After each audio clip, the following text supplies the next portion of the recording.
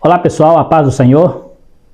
Estamos mais uma vez juntos aqui para estudarmos a quarta lição do trimestre, a lição de adulto, onde estaremos falando sobre o tema promessas e obediência. Você que está chegando agora ao canal, quero convidar você a estar se inscrevendo para estar nos ajudando. Também, se você gostar do vídeo, está compartilhando, está dando like, para estar nos ajudando ali. Também ativando o sininho para receber as notificações. E quero convidar você também a ficar conosco até o final do vídeo para estudarmos esse importante assunto relacionado a promessas e obediência. É a lição número 4, que será ministrada no dia 27 de outubro de 2024. O nosso textuário diz: se me amardes, guardareis os meus mandamentos. A verdade prática diz: a obediência a Cristo demanda bênçãos espirituais que influencia diversas áreas da nossa vida. Então, estaremos trabalhando dentro desse tema, tanto do textuário quanto da verdade prática, onde estaremos falando que a obediência a Cristo demanda bênçãos espirituais na nossa vida, durante toda a nossa trajetória. Na nossa introdução, diz assim: a Bíblia apresenta uma relação entre promessas e obediência. Ao longo das Escrituras, percebemos que a obediência é um princípio divino que não caducou. No Novo Testamento, ela continua sendo requerida por nosso Senhor para viver nas promessas específicas de Deus neste mundo. O Deus que prometeu no Antigo Testamento é o mesmo que prometeu no Novo e, ao mesmo tempo, exige do seu povo obediência à sua palavra. Então nós vemos aí que não mudou nada, Deus continua exigindo do seu povo obediência e, como a nossa introdução fala, é o mesmo Deus do Velho Testamento que exigiu a obediência do povo de Israel. Hoje, através de Jesus Cristo, é exigida a obediência à palavra, através do Espírito Santo, que é aquele que nos guia no caminho da salvação. Obediência no Antigo Testamento. Então, vamos estar trabalhando um pouquinho sobre esse trabalho que Deus fez com o povo de Israel, cobrando deles obediência à sua palavra. Nós temos aqui o concerto chamado na nossa lição, concerto de Horebe. Por que concerto de Horebe? Porque nós temos ali um concerto onde o povo recebeu a lei, de Moisés, ao sair do Egito, ali eles, diante do Monte Horebe, conhecido também como Monte Sinai, eles recebem a lei. Então, para que eles alcançassem a terra prometida, eles tinham alguns princípios, alguns preceitos que deveriam ser observados para que pudesse chegar na terra e ser uma nação sacerdotal, como foi prometido a Abraão, a Isaac e a Jacó.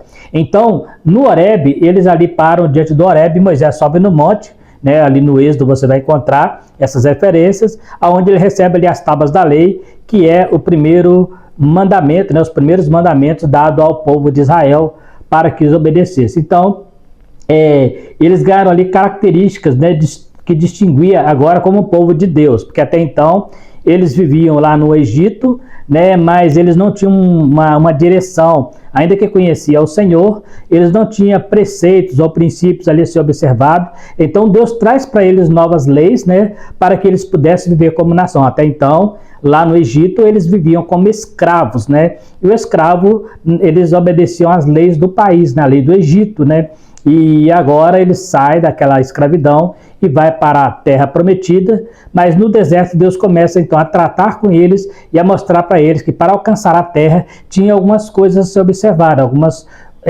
diretrizes para que eles pudessem viver diferente do povo que estava na terra, que era um povo corrupto, um povo que estava no pecado e que Deus já tinha rejeitado aquelas nações. 7 nações que ali estavam eram nações pecaminosas e Deus queria colocar ali um povo santo, uma nação sacerdotal, e para isso precisaria de ter novas leis, novos estatutos. É isso que acontece lá no Monte Horebe.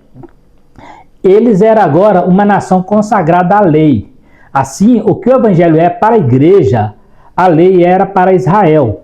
A redenção do Egito estava completa e agora tinha uma constituição, a lei de Moisés. Sendo agora uma nação teocrática, deveria obedecer à lei dada no Horebe para se tornar um reino sacerdotal. Não podia adorar a Deus com liberdade no Egito por ser escravo, mas agora são livres. Observe que a primeira coisa que Moisés fala para Faraó é que ia tirar o povo para celebrar uma festa no deserto, né? Então, eles agora, aqui, eles se tornaram uma nação teocrática, não é mais Faraó que manda, mas agora o próprio Deus, através do seu santo profeta Moisés, né, que ali estava direcionado por Deus para guiar aquele povo. Então, Deus mostra para eles agora que agora, como a nação sacerdotal, eles tinham obrigação de obedecer à lei, né? Coisa que eles não tinham condição de seguir lá no Egito. Então nós vemos aí que essa era a função do Horebe. Aí nós encontramos o segundo ponto, onde fala o concerto nas campinas de Moabe, né? O que é este concerto? Na verdade, nós encontramos este concerto no livro de Deuteronômio. Deuteronômio é o último livro do Pentateuco, conhecido também como repetição, né? O nome Deuteronômio significa repetição. Por que que Deus precisou relembrar essas leis lá do Egito, lá do deserto, lá do Horebe, melhor dizendo? Por que que Deus precisou lembrar? Exatamente porque aquela nação que saiu do Egito, ela morreu no caminho, né? Caíram no deserto, com exceção de Josué e Calebe. Toda aquela nação que saiu do Egito, eles caíram. Então aquela nova geração que estava ali não tinha conhecimento total, né, daquelas leis, né? Ainda que os pais passavam de geração, né, oral, né, naquela época, mas precisou então que ali houvesse uma recapitulação da lei, porque eles estavam à porta da cidade, né, de Canaã, estava ali nas margens para já entrar, para atravessar o Jordão. Então Deus faz com eles um novo concerto. Então nós temos aqui uma retificação do concerto da lei agora nas campinas de Moabe, né? O livro de Deuteronômio é a recapitulação da caminhada até ali. Deuteronômio é a forma aportuguesada da Septuaginta, que significa repetição da lei. Na forma hebraica, a palavra é ele, né, que significa ele redavim, que significa estas são as palavras, porque assim começa, né? Estas são as palavras que Deus falou com vocês, né, estando no deserto. Mas a tradição judaica, ou Talmud, chama de Mishnah Torá, cópia da lei. O livro é registrado 3 discursos de Moisés, que repetiam pontos essenciais da lei. O terceiro discurso começa aqui com o objetivo de ensinar a nova geração. Então o livro tem uma divisão de 3 repartições, né, de discurso de Moisés, todos eles recapitulando tudo aquilo que foi falado lá no Monte Sinai, relembrando a caminhada pelo Egito, pelo deserto, relembrando também as murmurações que eles tiveram, relembrando ali também as batalhas que eles venceram, ali para dar ânimo ao povo, e agora, nesta última parte, relembrando toda a lei, para que eles pudessem ter gravado ali essas palavras no coração. Por isso que o livro começa, essas são as palavras de Moisés, né, ou as palavras da lei. Então é um livro chamado repetição. Na Torá, né, ele é chamado de, na tradição judaica, melhor dizendo, quando falamos tradição, estamos falando do Talmud, ele chama de Mishneh Torá, né, mas o livro é conhecido como Elen, né, ou El Redavim, que significa no hebraico repetição, né, ou cópia. Então, só para entendermos um pouquinho, por quê? Porque exatamente por estar na Campina de Moabe, e eu estar no livro de Deuteronômio, que é um livro de repetição. Então, as Campinas de Moabe retrata toda a repetição da lei que foi dada lá no Horebe, né? Moabe era uma terra dada aos filhos de Ló, antes de atravessar essa região, que seria pela entrada do rei, o que foi negado. Israel para nas campinas para ouvir a lei, uma vez que a geração que saiu do Egito havia caído no deserto. Enquanto Moisés repetia a lei, Balaque arquitetava amaldiçoá-los no episódio de Balaão. Nós já falamos isso em lições anteriores. Enquanto Deus estava ali repetindo com eles um novo concerto, né, uma nova lei, trazendo para eles uma lembrança daquela lei lá do Horebe, né, para muitos ali nem conhecia, ou talvez ouviu dos pais, mas não tinham conhecimento. Agora Moisés trazia tudo detalhado para eles. Enquanto isso acontecia, Balaque, ao ver essa grande nação, ele chama Balaão para amaldiçoá-los, né? E nós conhecemos a história que Balaão foi impedido por Deus de amaldiçoá-los, porque eles precisavam passar. Na verdade, a ideia de Israel não era conquistar Moabe. Moabe não estava nos planos, eles tinham só que passar pelo caminho da estrada real. Mas o rei Balaque preferiu não deixar, com medo deles invadir a cidade e tomar a cidade. E aí teve essa situação que ele precisou de convocar Balaão, e ali você conhece a história, né, onde ele aluga Balaão para tentar enganar, para tentar amaldiçoar este povo. E Deus fala, contra meu povo não vale encantamento, e o Balaão mesmo fala, não vou amaldiçoar o que Deus não amaldiçoou. Nós estamos falando de bênçãos para uma nação. Então, nós vemos ali que enquanto eles estavam ali, existia alguém trabalhando de um ponto negativo. Nós encontramos aqui, nós temos aqui o pacto palestino, que é o que está em Deuteronômio 29:1, a nossa lição, que é o pacto das Campinas de Moab. Nós são 6 pactos que nós temos, desde o início lá. Tem o pacto edêmico, né, no Jardim do Éden, o pacto adâmico, noaico, o abraâmico, mosaico, e nós temos o pacto palestino, que é o 6º pacto que Deus faz com o homem. Depois nós temos o 7º, que será o pacto feito com Davi, e no último é o pacto que é feito na nova aliança, da qual a igreja faz parte desse pacto, né? A nova aliança que estaremos vendo também mais à frente um pouquinho. Então são 8 pactos que Deus faz, e o pacto palestino é o 6º pacto dessa lista, né? E o último pacto, se tratando de pacto, é o pacto da nova aliança. Não se confunde aqui com dispensações, né? Nós temos dispensações edêmicas, adâmicas, patriarcal, né? Da inocência. Não confunda dispensação, que nós estamos falando de pactos que Deus faz com a humanidade, né? As promessas provenientes da obediência. Aqui enfatiza as bênçãos de Gerizim e a maldição de Ebal, capítulo 27. No Monte Gerizim são listadas bênçãos relativas à obediência, e no Monte Ebal as maldições relativas à desobediência. Ou seja, antes de Israel cair, eles já tinham sido avisados sobre as consequências da desobediência. O Monte Gerizim ficava no centro de Samaria, e na divisão dos reinos tornou-se um lugar de adoração, né? Vamos entender um pouco. Então, eles estavam ali, né, no capítulo 29, nós encontramos eles diante da repetição das leis. Só que se voltar um pouquinho, voltar 2 capítulos, nós temos ali esse fato onde Moisés para com eles ali, diante do Monte Gerizim, coloca um grupo do lado do Gerizim e um grupo do lado de Ebal. E ali ele lança as bênçãos para aqueles que obedecer, cabeças, será cabeça e não cauda, né? Emprestará muitas nações, mas não pegará emprestado. E no Monte Ebal inverte tudo se desobedecer. Então o Monte Gerizim, ele era um monte, né? Depois se tornou para os samaritanos, inclusive um monte sagrado, né? O Monte Gerizim, ele ficava ali no centro de Samaria, e esse lugar ele passou a pertencer às tribos do norte a partir da divisão dos reinos entre Roboão e Jeroboão, né? Então nós temos 10 tribos que vai para o reino do norte, né? E essas tribos, elas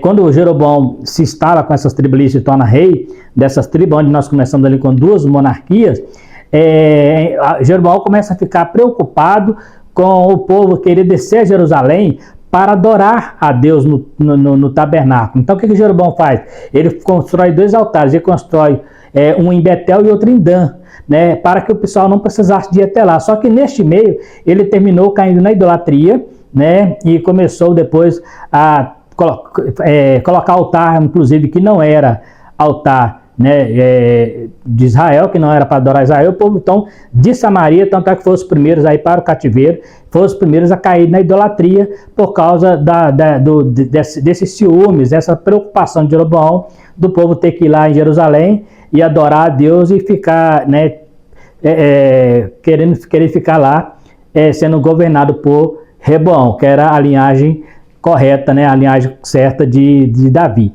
Então, este Monte Gerizim, depois, mais para frente, ainda que ele era só um monte normal, né, que ficava no centro de Samaria, de frente para o Monte Ebal, né, só que depois do cativeiro, né, existe um homem chamado Manassés, ele era genro de Sambalate, né, e depois do cativeiro, quando o rei da Grécia liberta o povo, né, o rei da Pérsia liberta o povo, ele autoriza, né, eles fazer, né, esse Manassés constrói um templo neste monte.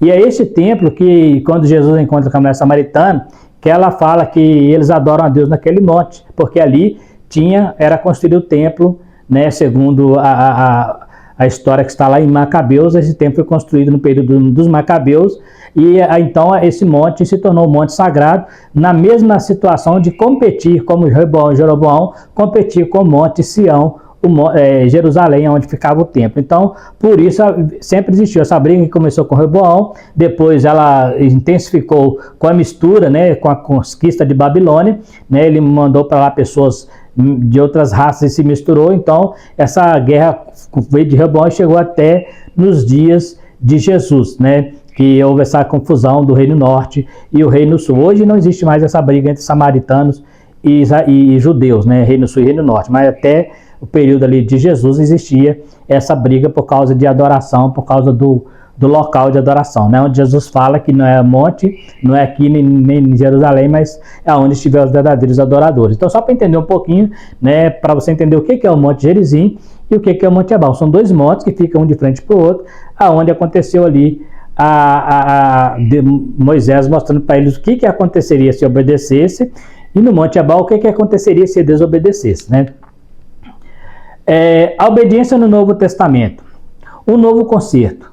O livro de Hebreus nos mostra uma melhor aliança através de Cristo. Nesse livro temos uma comparação entre a antiga e a nova aliança, mostrando que esta é superior àquela. Inclusive, uma palavra predominante nesse livro é a palavra melhor. O livro de Hebreus não é uma contradição da antiga lei.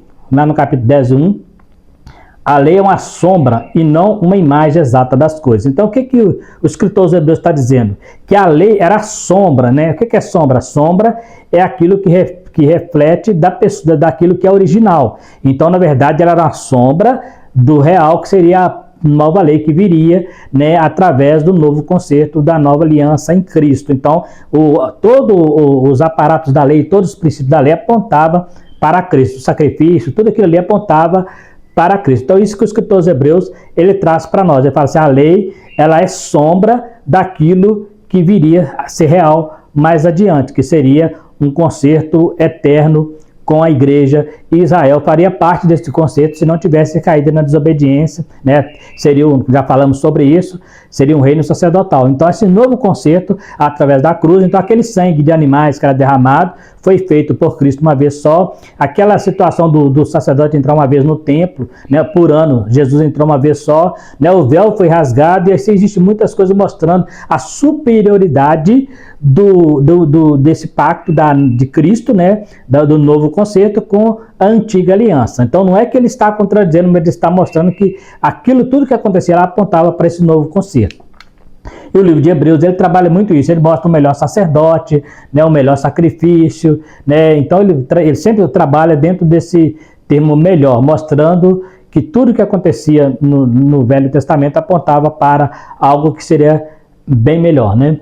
Para o apóstolo Paulo, a debilidade do antigo pacto residia essencialmente no fato de que exigia do homem algo que ele não podia cumprir, sobretudo sobrecarregando com a impossibilidade de pô-la em prática. Paulo apresenta a lei como um justificador hipotético, mas que fracassa devido à fraqueza humana. Então ele fala que é algo hipotético, né? Um justificador hipotético, mas fracassa com a fraqueza humana. Por isso que Jesus teve que assumir todo este papel, porque em Jesus não há fracasso, né? Jesus, ele não fracassa nessa justificação. Então ele é que nos justifica, né? Ele é que nos justifica. Nós falaremos isso em lições posteriores, onde estaremos falando sobre promessas da salvação. Veremos que a justificação parte de Deus. Não somos nós merecedores da justificação, não somos merecedores da graça, mas tudo é feito através do novo pacto, a justificação. Então, a lei era um justificador hipotético e Jesus é aquele justificador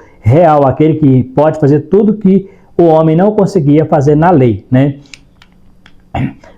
Jesus Cristo, mediador. A dispensação da lei estendeu desde o momento em que a lei foi dada por Moisés, lá no Horebe, como falamos, né?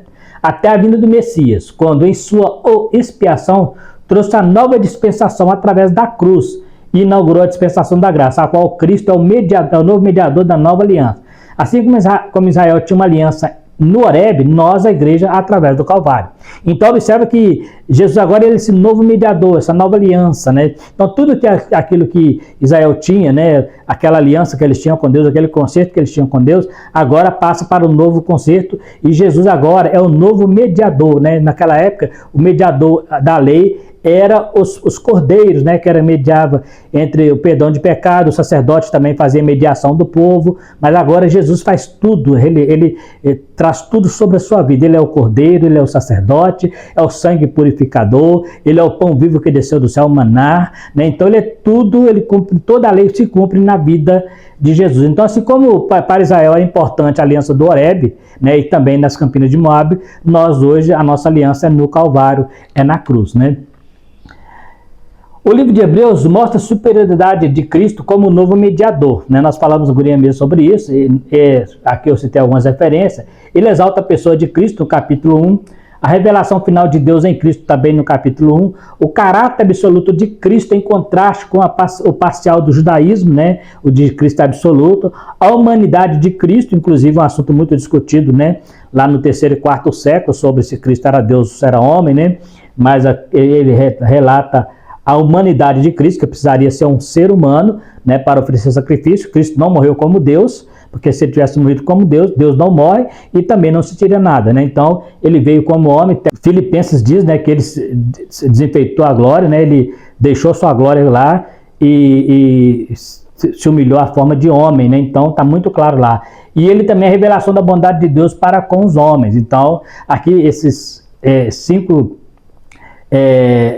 episódios aqui mostram a superioridade de Cristo como mediador. Ele preenche todos os requisitos necessários para que possa mediar entre o pecado, entre o homem e Deus, né? Ele é uma pessoa, exalta a pessoa de Cristo, capítulo 1, revelação de Deus em Cristo, né? E aqui embaixo a revelação humana, aqui a revelação de Deus, aqui embaixo revelação humana. Então, ele é Deus homem, né? Mas morreu como homem, né, e ressuscita novamente como Deus. Então, e por isso ele preenche todos os requisitos. Todo o nosso pecado, segundo Isaías 53, foi lançado sobre ele. Então, ele nos purifica, né, a própria fé em nossa é produzida por ele. A Bíblia fala que ele é autor e consumador da nossa fé. Então, é importante lembrar isso aí. O livro de Hebreus traz essa visão desse novo mediador. Obediência no novo concerto. Os ensinamentos do Novo Testamento mostram que a fé e a obediência andam lado a lado. Dessa forma, só podemos desfrutar do novo concerto mediante a fé e obediência aos princípios do novo concerto. A graça não veio substituir a lei, mas para cumprir em Cristo. Agora Cristo nos dá um novo mandamento. Então, observa uma coisa aqui.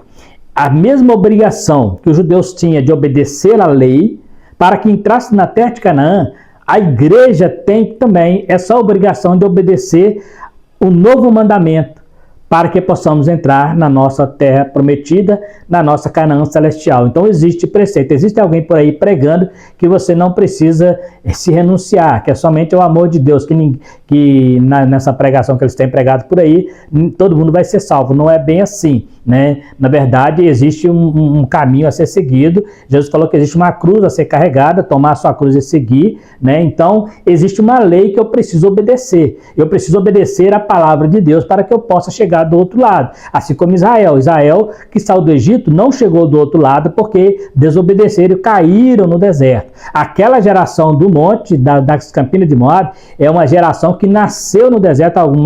Alguns deles eram crianças que veio do Egito, né?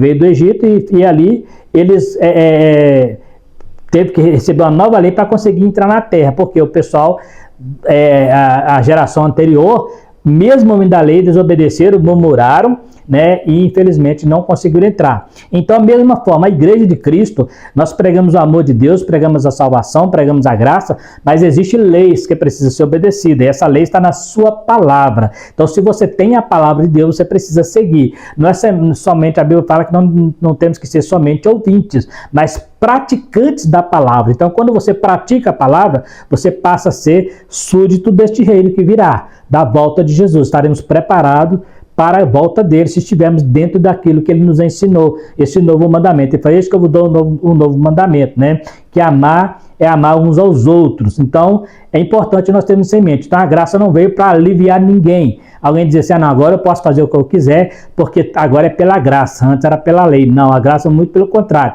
Ela até apertou um pouco mais, porque na lei você podia até vingar de alguém. Existia vingador de sangue, na graça não. Se te bater na face, dá também a outra. Se tomar a capa, deixa levar a túnica.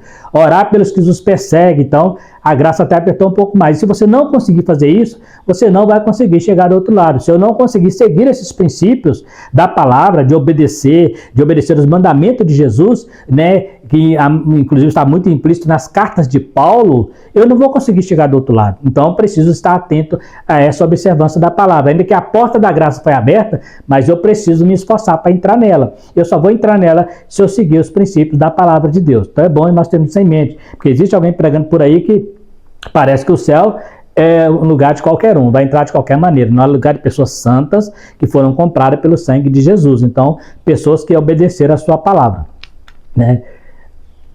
Bênçãos provenientes da obediência a Cristo. A obediência ao novo pacto nos traz bênçãos espirituais. Como igreja, recebemos uma promessa diferente de Israel, que caminhava para uma terra física.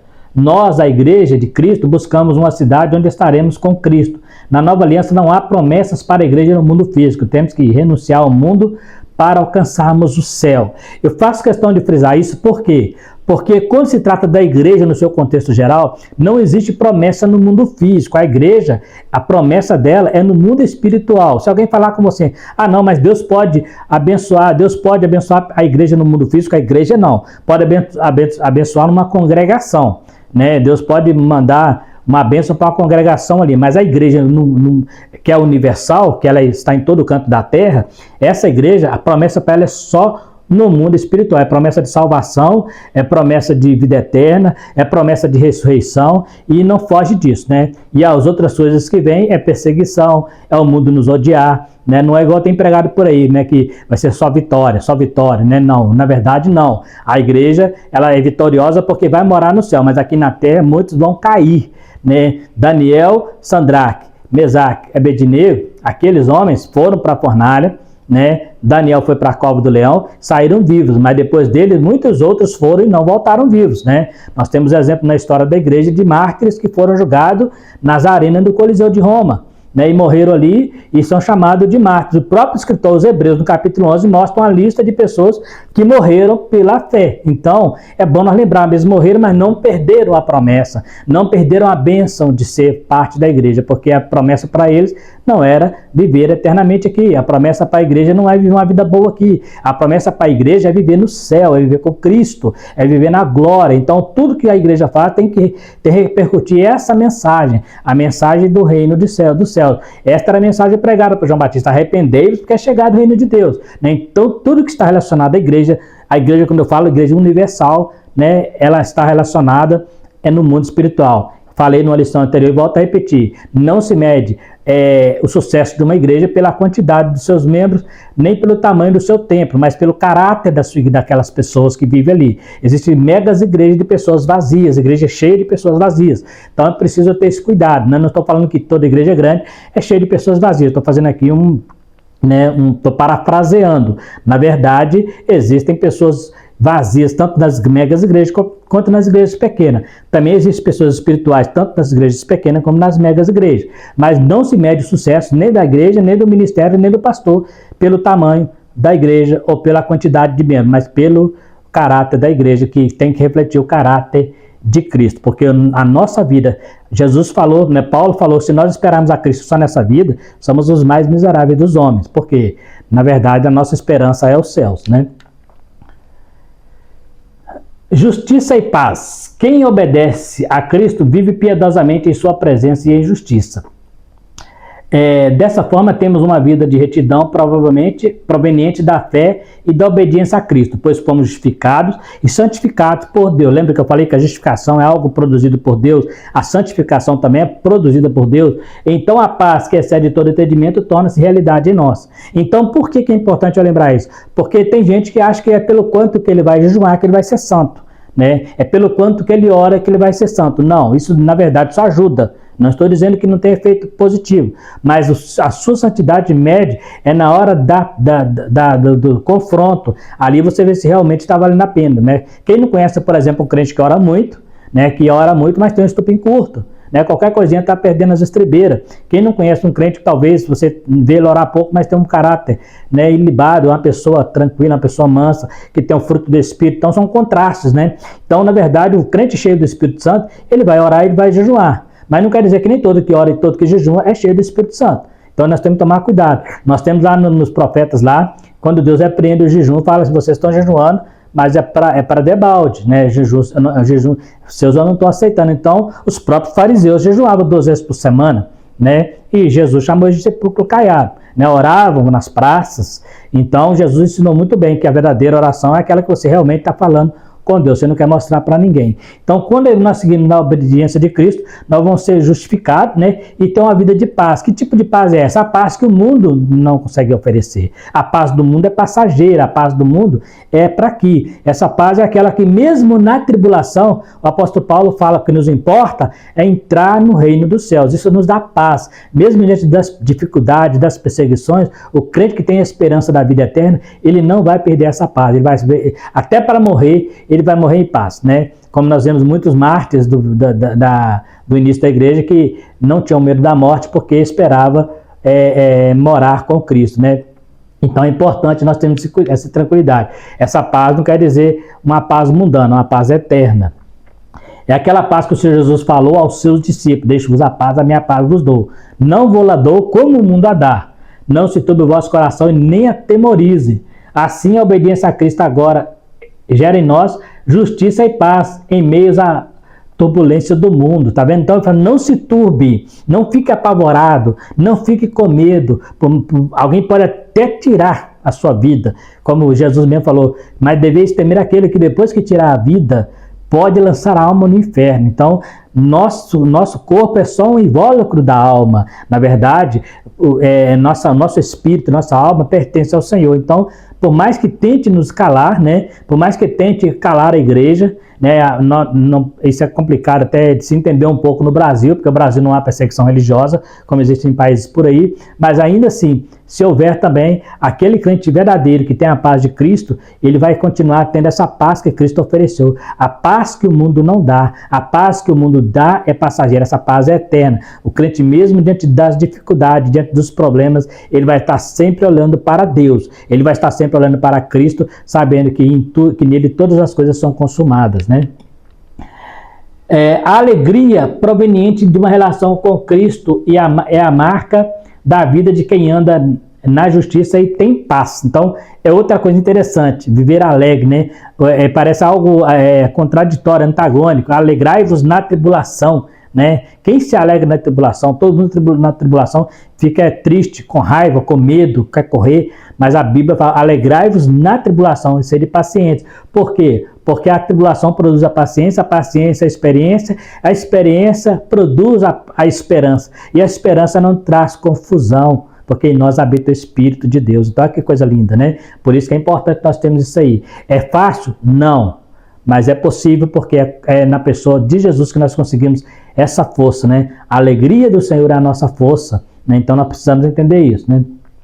A Bíblia mostra que a alegria é um fruto do Espírito. Lá fala no Gálatas 5:22, lá aparece como gozo, né? Gozo. Conforme nos ensina as Escrituras, essa alegria não está condicionada aos ambientes externos de nossa vida. Ou seja, não é externo. Muitas vezes você pode olhar para a pessoa, ele pode até não aparentar estar alegre, mas por dentro ele tem a alegria do Espírito Santo, né? Mas é a consequência de uma vida cheia da presença do Espírito Santo. A presença do Espírito Santo nos enche de alegria. Então isso faz com que você seja a pessoa mais feliz do mundo, porque pode não ter o que nós temos, o dinheiro nenhum compra, né? Que é a felicidade, a alegria no Espírito Santo, né? Então a gente precisa entender que a Bíblia fala que o reino dos céus não é comida e nem bebida, mas alegria e gozo no Espírito Santo. Então essa é a maior alegria da igreja. Se você está numa igreja e você não consegue ter essa alegria, você precisa rever conceitos, precisa rever alguma coisa, porque a igreja é um lugar de congregar, mas essa alegria precisa ser extravasada, ela precisa estar na minha vida, né? Então preciso ser uma pessoa alegre. Não estou dizendo que não vai ter momentos em que a pessoa vai ter tristeza, né? Tem momentos que isso é normal, né? Mas essa tristeza ela não sufoca essa alegria de estar com Cristo. Paulo mesmo, ele teve tristeza quando ele estava sozinho na prisão, e ele chega até a lamentar, mas depois ele fala que o Senhor estava com ele. Então ele fala assim, eu fui abandonado por todo mundo, né? É uma lamúria ali na segunda carta de Timóteo, no capítulo 4. Mas depois ele fala, mas o Senhor estava comigo. Então essa é a alegria. Ainda que todos o abandonavam, ele falou, o Senhor estava comigo. Ninguém me assistiu, mas o Senhor estava lá. Então eu sou feliz, mesmo que eu estou aqui abandonado, mas eu sei que o Senhor nunca me abandona. Esta é a maior alegria da igreja. É a maior alegria do cristão, é saber que diante de qualquer situação, Deus nunca nos abandona. Às vezes a pessoa sai, mas Deus não. A ovelha se desgarra, mas não é o pastor que manda ela embora. Ela sai, né, por conta própria, porque ela se perde. Mas o pastor está sempre disposto a buscá-la, aquela ovelha desgarrada, né? Então é importante nós entendemos isso, que a alegria do Senhor é que nos dá força, né? E às vezes as pessoas nem entendem, né? Nós vemos o exemplo, por exemplo, de Paulo e Silas, que estava preso em cadeias, ao invés de estar reclamando, murmurando, estava cantando hinos ao Senhor, né? Só na igreja, só no meio do crente que acontece isso, de estar preso, ao invés de estar murmurando, quem sabe até murmurando contra Deus. Tu me tiraste do Egito para morrer no deserto, não era o que os judeus faziam? Tu me tiraste lá de Jerusalém, né, para morrer aqui nessa prisão? Não, eles estavam cantando ao Senhor. Por quê? Porque eles eram cheios da alegria do Senhor, né? Nesta lição estudamos a respeito da obediência como relacionamento com Deus, tanto na perspectiva do Antigo quanto no Novo Testamento. Vimos que, a despeito do Novo Pacto ter superado o Antigo, o princípio da obediência a Deus é a sua palavra, e a sua palavra permanece o mesmo. Dessa forma, há promessas de justiça, paz e alegria no Espírito Santo para quem obedece os mandamentos do Senhor Jesus. São as promessas condicionadas à nossa obediência a Cristo. Então observa que nós estudamos sobre isso, né? Que mesmo lá no Velho Testamento existia uma lei para ser seguida, para que eles fossem uma nação feliz, uma nação sacerdotal. Essa lei não mudou, né? Essa lei continua no período da graça. Deus não mudou. Deus, a única coisa que aconteceu é que Deus hoje, ele não vai cobrar cordeiro. Ele entregou o próprio cordeiro, né? Ele não vai cobrar o meu sacrifício. Ele sacrificou o próprio filho. Então ele nos resgatou, coisa que a lei não conseguiu fazer. A lei, ela foi hipotética, como nós falamos aqui, para redimir o homem. Foi hipotética, mas Cristo veio com sacrifício absoluto, com sacrifício completo, entrando uma vez por toda no Santo do Santo, oferecendo a si mesmo em libação, oferecendo a si mesmo em sacrifício, para que nós possamos ter essa herança dos céus. Mas ele falou, eu preciso obedecer os seus mandamentos, né? Ele falava para aquela multidão, muitos de vocês me chamam de Senhor, mas o coração de vocês está longe de mim. Por que ele está dizendo isso? Porque chamava Cristo de Senhor, mas não obedecia, né? Se você me chama Senhor, aonde está, né? Aonde está então a obediência? O próprio Deus reclamou isso lá também. Se eu sou Senhor, onde está a minha obediência? Onde está a minha honra, né? Então a gente precisa entender que Cristo nos prometeu maravilhas, nos prometeu paz, alegria, justiça, mas essa paz, essa alegria, essa justiça, para eu alcançar, ela está condicionada à minha obediência à sua palavra, ela está condicionada a eu andar com ele, está condicionada a eu renunciar o meu pecado, está condicionada a eu renunciar a minha vida, né, no sentido pecaminoso, e viver uma vida de santidade com ele, para que eu possa alcançar toda essa promessa relacionada à igreja. Eu preciso, né, alcançar toda essa promessa relacionada ao novo pacto. Eu preciso estar caminhando de acordo com os preceitos, com os princípios que a palavra de Deus nos instrui. Segundo até mesmo o salmista diz, como purificará o mancebo, o jovem segundo o seu caminho, observando segundo a palavra de Deus. Então eu preciso estar sempre atento aos mandamentos da palavra para que eu possa chegar do outro lado e não acontecer como Israel, que caiu no deserto, né? E uma nova geração aqui entrou, mas que nós possamos fazer parte da nova geração que vai entrar na glória com Cristo. Então está aí mais uma lição, onde falamos sobre essas promessas maravilhosas direcionadas para nós, para a igreja do Senhor, né? Relacionada à obediência, e estaremos vendo então como que Deus trabalhou, né? Nós vimos aí como que Deus trabalhou no passado e como que Cristo trabalhou no seu ministério terreno para nos levar a esta importante vivência de fé, né? Isso é muito bom para que nós possamos entender que o reino de Deus está aberto para todos aqueles que quiserem aceitar a Cristo e estar disposto a caminhar com Ele. Está aí mais uma lição que nós, graças a Deus, chegamos aí. Quero convidar você que ainda não é inscrito no canal para estar se inscrevendo, para estar nos ajudando. Se você gostou do vídeo, também compartilhando com quem você conheça. Dá um likezinho para nos ajudar, né? Você passou por ali, dá uma visualizada, dá um joinha ali pra gente. Também ativa o sininho se você quiser receber notificações. E se tiver alguma dúvida, alguma discordância, também poderá estar falando comigo no comentário. E, na medida do possível, eu estarei respondendo. Inclusive, é muito importante a sua participação, né, para a gente saber até onde estamos chegando, né, com esse estudo, se as pessoas realmente estão entendendo o que nós estamos tentando ensinar aqui. Né? Está procurando ser bem flexível, também ser bem prático, né? Não dá para explicar tudo que a lição pede, porque o tempo fica muito longo. Mas no mais, quero agradecer a todos vocês que ficou até o final e que Deus possa abençoar. E até a próxima lição, se Deus quiser.